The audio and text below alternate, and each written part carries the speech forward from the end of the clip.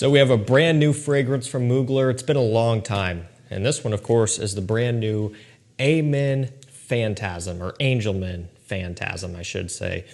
You know, they've had some incredible releases over the years, but then they discontinued them all. You know, Pure Malt, Pure Havan, and Ultra Zest, and then a few others too. There was a Pure Coffee, Pure Wood, you know, a ton of them. They're all really, really outstanding releases, and at the time they were relatively affordable. And then, like I'd mentioned, they discontinued most of those. Up until recently, about the only flanker you could get with any sort of regularity was a Mugler Ultimate, or Angelman Ultimate, and then, of course, the original. And now we're kind of down to where the only one you can really get anymore is the original on discounters, and everything else is super hard to find. So I hope that at some point, if they're going to start releasing things again, that maybe they either bring back some of those OGs in like a new bottle or new name or something, or they just pump out some really good, unique creations again. We'll see what this one lives up to. As you can see, this bottle and box is still sealed up. So we're going to try this live on camera for the first time. We'll see how it compares to the original and potentially any of the others. So here is our bottle. Pretty standard, except this one, the front here, the silver star logo, it's painted, right? Or it has a finish on it to where you can't see through it. Some of the other bottles, that was kind of a opaque style, like a glass viewing window to where you could see the level in there. Not the case here. So I do like it. It does kind of stand out, and it gives it a pretty sharp, kind of modern look. Let's not waste too much time. I did peek at the note breakdown when I was looking into this one, but that's really the extent of it. Opening up, kind of similar to the original. However, there's a key difference here. It has a strong chocolatey sweetness and patchouli combination. You know, patchouli sometimes can smell or kind of give off the impression of chocolate every now and then, depending on how it's used.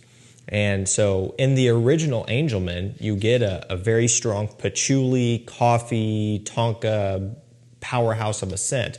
And so it kind of has a bunch of gourmand aspects built into one. But the original, it could be a little bit outstanding. Sometimes it could be a little bit daring given the heavy level of patchouli that they were using there. In this one, I'm noticing not really any coffee, but a pretty prevalent dark chocolate, kind of creamy accord. And that is one of the notes listed in here. I believe a chocolate or a dark chocolate. And you do pick up on it. No coffee, chocolate sweetness, almost like a hazelnutty type of gourmand aspect as well, which is kind of common today with a lot of newer releases, like either a hazelnut or a toffee. And that's kind of what I'm picking up on. It does smell great. It's a lot more smooth than the original. I think the blend is a little bit more conservative here as far as not being too in your face like the original one could be at times. You know, that one I think could be a little bit of a daring, challenging blind buy, especially for people who are new to fragrances and you're just getting started and maybe typically gravitating towards freshies. I think this one's a little bit more welcoming. So let's take a look at the note breakdown in full here. Up top, we have pink pepper, citrus, and bergamot. In the mid, we have dark chocolate and clary sage. In the base, we have patchouli. So there are definitely some things missing, but there are also some things that maybe feel like they shouldn't be there. Like I really didn't get much of any citrus or bergamot off the top. And for that matter, I didn't get a ton of a pink pepper kick either, but maybe a little bit. You know, in the mid, definitely picking up on the chocolate and definitely picking up on the patchouli and the dry down. Or in the base rather. And so I think for sure there's a tonka bean in here. There's definitely some form of woods, more so like a sandalwood, a kind of a creamier wood rather than a cedar wood, which would be a bit more spicy and dry and harsh. That's kind of what I'm getting out of it. And I guess as it's starting to settle, I'm picking up on a little bit more of the spice. So maybe from the pink pepper and also from the patchouli too, just kind of mixing both of those together. But it still doesn't have the same type of style as the original. You know, it doesn't have the coffee and it doesn't have that extra level of you know, punch and head turning, you know, power that the original has, for lack of a better term. You know, I think this one is going to be a bit more wearable and more approachable for a lot more people. One thing I can tell you though, in the air, it kind of has almost like a caramel smell to me. You know, when I get up close to it, not as much. But as I've just kind of been talking and waving my hand around, you know, catching whiffs of it in the air, almost like a creamy kind of caramel chocolatey sweetness that I'm getting, and it smells delicious in the air. You know, when you're smelling it in the air, kind of wafting it to you, it's a lot more smooth. You're not picking up on the spices and the peppery kind of patchouli accord, but when you smell it up close, you get more of that. So I think this is going to be the type of scent where it dominates in the form of its sillage, right, or its scent trail. I think you're going to get the most compliments when you apply this one and you're walking through a room and people are smelling the trail behind you. That's when this is going to kill, and I think it's going to do the best in that situation, just given how beautiful it smells in the air right now. Like, I could see this one being a really popular scent because of that. I can already tell this is going to be a very popular one in fall and winter time for people who are chasing compliments. Now, I do want to take a look at the comparisons on FRAGRANCEBUY.CA. So the first one is the original Angelman. I already kind of went over that. You know, not really a ton. A little bit, has some of that OG DNA, but with quite a bit of a twist. Up next, we have Black Phantom by Killian. That's not a horrible comparison, really. I don't know if I would have thought of it just right now, but yeah, maybe a little bit. You know, Black Phantom, it has a ton of the chocolate, but then you're also picking up on some boozy notes in there as well, which this one doesn't have. So maybe bits and pieces. What else? Let's see. It's a Xerjoff Cruz del Sur 2. Do I have that one or do I have Cruz del Sur 1?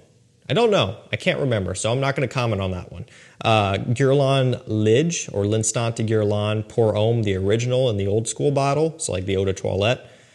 You know, patchouli driven, yes, but still to me, not entirely. Maybe a slight comparison, but not a ton. And then we've got like a few Versace women's fragrances, which I haven't smelled, Invictus, Victory, the original, which I don't think they're similar here in this case. And then that's kind of about the extent of it. All the way down at the very end is Pure Havane. No, but I wish.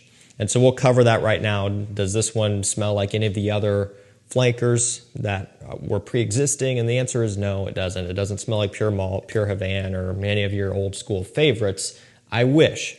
And that's not me saying that this is bad, but I think we all kind of long for those to come back, and I hope they do at some point, but that's not going to be the case with this. Just kind of really, to sum it up, it's like a reimagined, modernized version of the original Angelman, which has been out for a healthy amount of time now, and I definitely wouldn't say it's dated, but this one does smell much more modern, much more wearable, more of a compliment appealing approach, which is just kind of the drive by these brands now more than ever, mass appeal and stuff. So I think it was a smart play on their end to kind of get back into the game with something like this. If nothing else, this would be a great scent to get a lot of new people in the door. If you're kind of jumping fence from freshies and aquatics and you want to get into something a little bit more sweet for fall and winter, this is a perfect segue type of scent. And same news here as it's kind of settling down more about 9 or 10 minutes in, you know, maintaining kind of what I've explained, a little bit more patchouli focus now, and some of the chocolates kind of taking a back seat. Patchouli's coming forward, some of the woods and even like a tonka bean style powderiness is coming forward too. That's kind of where I'm at on this one. So all in all, a pretty solid release. You know, it's the middle of summer, so this one is not going to be getting a ton of testing done by me at this point. Once we get into fall and winter time, I'll have more to say about it. But as of right now, I do enjoy it. You know, another thing that's going to be important is performance.